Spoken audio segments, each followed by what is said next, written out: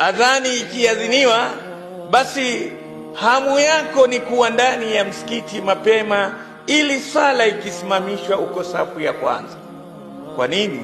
Kwa sababu wajua hilo ndilo linalompendeza Allah na mtume wake. Katika mambo rahisi ni yanayokufanya upate rehma ya Allah, upate dua za malaika, ni kusali safu ya kwanza. Mtume sallallahu alaihi wasallam asema, inna Allaha wa malaikatahu yusalluna,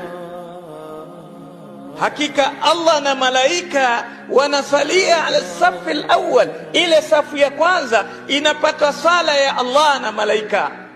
Na sala ya Allah ni msamaha wa wanadamu, sala ya Allah ni rahma, sala ya malaika kwako ni kukuombea rahma na kukuombea maghfira. Hebu wewe kwa mara 5 uwe unapata rehma kutoka kwa Allah, unapata dua ya malaika, wewe una matatizo gani katika dunia hii? Sasa Uislamu unaotakikana ni ule utakaofanya kuona kwamba ile sala ni bora kuliko hali zangu zote. Biashara yako pakiadhiniwa haina thamani zaidi ya swala, kwa sababu nataka niwe katika safu ya kwanza.